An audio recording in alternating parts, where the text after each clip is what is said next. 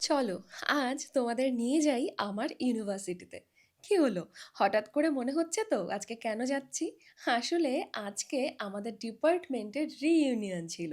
সেই জন্য সকাল সকাল সাজগোজ করে আমি বেরিয়ে গেছি। আর সকাল 9:30টার মধ্যেই আমি এন্ট্রি করেছি আমাদের এনবিইউ ক্যাম্পাসে। এই হলো রবীন্দ্র ভানুমঞ্চ। এখানেই আমাদের অর্থাৎ প্রাক্তন প্রাক্তনীদের রেজিস্ট্রেশন হয়েছে। আর রেজিস্ট্রেশন হওয়ার সাথে সকালের টিফিনটাও দিয়ে দেওয়া হয়েছিল। রিউনিয়নটা কিন্তু সত্যি বেশ মজার।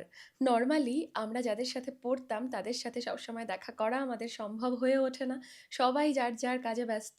তাই এই একটা দিনে সবার সাথে যখন দেখা হয় তখন সত্যি খুব ভালো লাগে। আর এই বছরের রিউনিয়নটা আরও ভীষণ স্পেশাল, কারণ যে বছর আমি জন্মেছি সেই বছরও আমাদের ডিপার্টমেন্ট থেকে যারা পাস আউট হয়েছে তারাও এসছিল। উদ্বোধনী সঙ্গীতের মাধ্যমে আমাদের শিক্ষকদের বরণ করে নিয়ে বিভিন্ন প্রোগ্রাম হয়েছে সেই সকাল থেকে রাত্রি পর্যন্ত।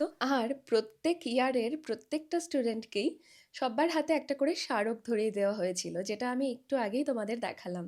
আর এইদিকে আমাদের হয়ে গেছিল লাঞ্চ টাইম। আর লাঞ্চের ব্যবস্থা আমাদের ডিপার্টমেন্টের পাশেই একটা বিল্ডিংয়ে হয়েছে। আর সেটা রবীন্দ্র ভানু মঞ্চ থেকে বেশ অনেকটাই দূর। তো আমরা হেঁটে ঢুকে গেছি, আর অনেক দিন পর ক্যাম্পাসটা ঘোরার সুযোগ হলো। এই ক্যাম্পাসে একটা সময় আমি 2 বছর কাটিয়েছি, তো এটার সাথে অবভিয়াসলি আমার অনেক ভালো স্মৃতি জড়িয়ে আছে। আজকের দিনটায় পুরনো বন্ধু বান্ধব, আমাদের প্রফেসররা যাদের কাছে একটা সময় আমরা ক্লাস করতাম, সবার সাথে এত গল্প করেছি, এত ছবি তুলেছি, এত মজা হয়েছে। তোমরা যারা আমাকে পছন্দ করো, আমার ভিডিও দেখতে পছন্দ করো, তারা আমাকে ফেসবুকে একটা ফলো করে রেখো, কারণ আমি ফেসবুকে অনেক কিছু শেয়ার করি যেগুলো কিন্তু ইউটিউবে শেয়ার করা হয়ে ওঠে না।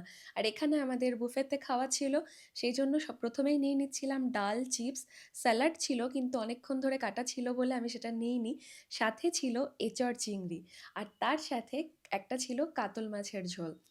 ফ্রাইড রাইস ছিল, আর ছিল ভীষণ টেস্টি মাটন। আমি এটুকুই নিয়ে বসে গেছিলাম, বাকি খাবারগুলো ভেবেছিলাম পরে নেব। প্রত্যেকটা খাবার অসাধারণ ছিল। আর খেতে বসে আমি আমাদের ডিপার্টমেন্টাল বিল্ডিংটাকেই দেখছিলাম। সেখানে একটা সময় ক্লাস করতাম, স্যারেদের কাছে কখনো বকাও খেয়েছি। আর সময় এত তাড়াতাড়ি চলে যায় সেটা আজকে খুব বেশি করে ফিল হচ্ছিল।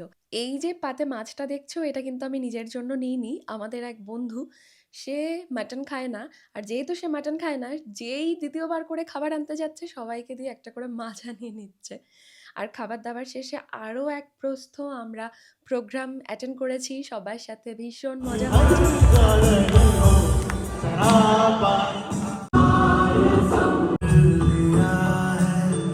আজ আবার সন্ধে থেকেই মুষলধারে বৃষ্টি নেমেছিল, আর এই বৃষ্টির মাঝেই একরাশ ভালো স্মৃতি আগলে আমরা যাচ্ছি নিজেদের বাড়ি।